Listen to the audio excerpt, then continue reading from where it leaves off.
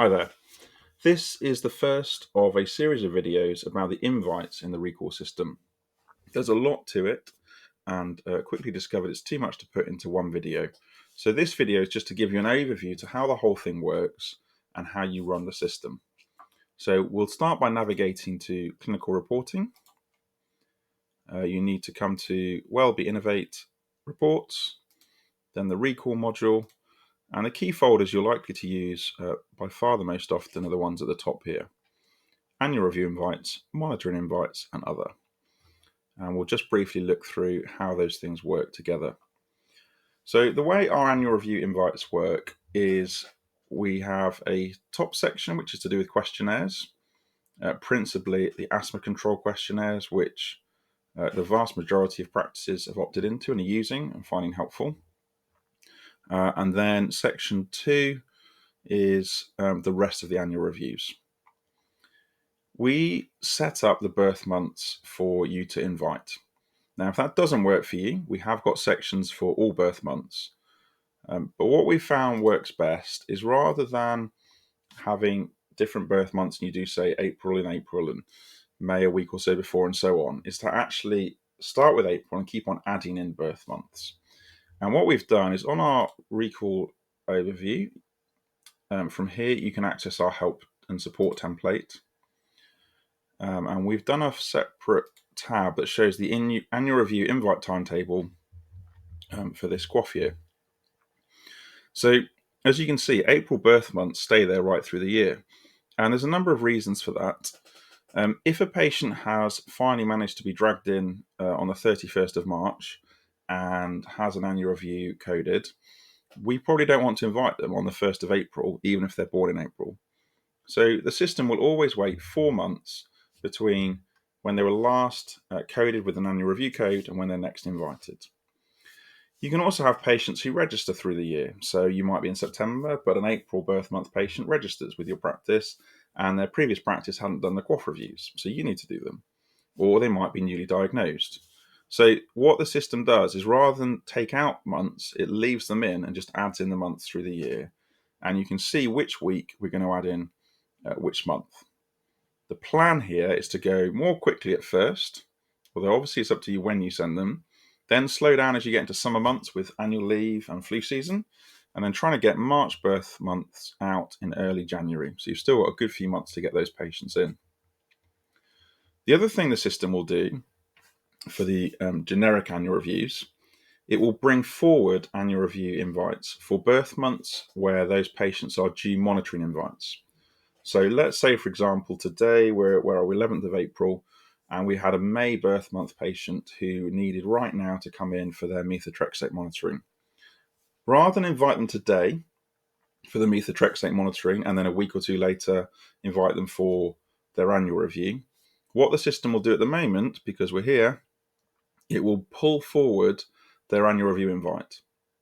So that patient would be appearing, if this will hurry up, in this section here, annual reviews, QOF and best practice.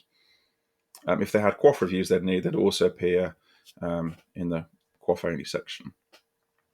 So rather than you trying to work out what birth months to send, what we'd recommend is you use that timetable and send the invites accordingly. In each section, you've got this review specific communication need. That can be configured to either work only off the recall overview or with a much broader set of codes. The default is to only look at codes added in our recall overview, manage recall, and then where are we here? Requires review before sending communication. So the reason for that is that there are all sorts of codes that can be used to say this patient needs, has communication needs or visually impaired. But actually not many patients really need a different letter or need a phone call instead. So if you'd done that and you'd annotated what the issues were, those patients would appear both in the communication need and in the specific invite that they are due to have. In terms of the different sections, it's trying to be self-explanatory, but it is a bit complicated. It is a bit overwhelming.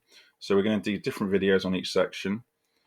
But broadly speaking, you've got questionnaires, QOF and best practice. when we say QOF, we don't mean just any QOF register. We mean reviews like asthma, COPD, diabetes, dementia. We actually include learning disability health checks in there, though I appreciate that's not technically a QOF review. You've got a kind of fairly generic approach here, which is essentially comms annex or letter.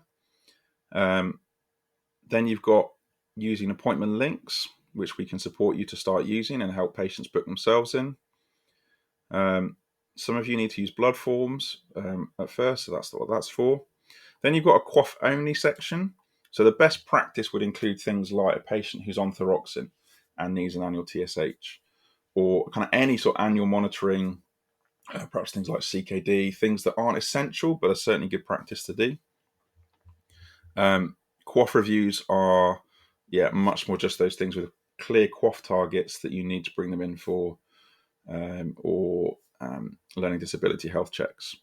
It may well be that as a practice you're aiming to do QOF and best practice, but in reality you might have staff who are off, you might have other things going on. So if you need to prioritise, you would prioritise these invites, the QOF reviews only, and then you might, when you've got more capacity, perhaps revert back to the QOF and best practice. Further down, we've got some specific invites if you want to just find all patients who need a dementia review or diabetes.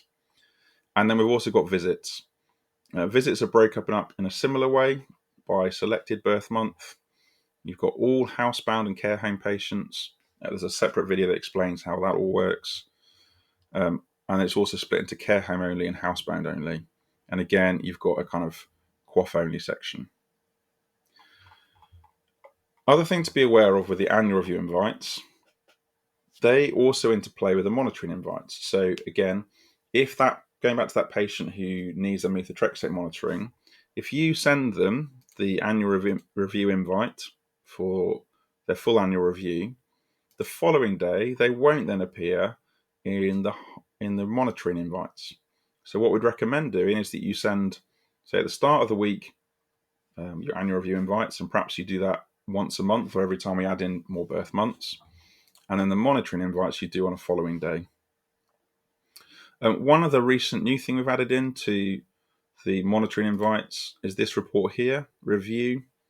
That gives you a chance to see whether they're already booked in and some codes that would exclude patients. Similar to the annual review invites, we've got two main categories: high risk drug monitoring, and it explains what's in there, routine monitoring. Then there's sort of more carefully prioritized, so only shared care patients, routine monitoring with the specific priorities that we think are really important to keep on top of. We've just introduced as well a kind of localized priorities. So that's where if you find like nothing quite matches what you want in terms of your priorities for your practice, we can configure those for you, and these reports will identify those patients. Again, similarly, you've got visits section for high-risk drugs and routine monitoring. Finally, this other section, this top bit is for patients who have been booked in. So that might be they've been texted a link and they've booked themselves, or they've phoned up and booked. And this will work out patients who it would be useful if they could complete a questionnaire prior to the review. So, for example, alcohol consumption or family history of CVD, because we're going to be taking their lipids and we think we might need to work out their Q risk. One or two others are more just messages like bring a urine sample with you. And then there's other sort of bits and pieces. So signposting letters, for example, with smoking and weight, NHS health checks, cancer care reviews, depression reviews, smears, and then this extended hours is kind of bits and pieces where you might have where you've got extended hours capacity to fill, but you can't do bloods there. That's what those reports are for. And then finally, at least at the moment, we've got injection invites as well, with sort of different injections that you may be doing. Not every practice will use these, but if you want to, they're there. If there's anything you think's missing or other things you want adding in, let us know. In other videos, we'll look at a bit more detail at each section and how we actually send out these invites and process anything that comes back. Thanks.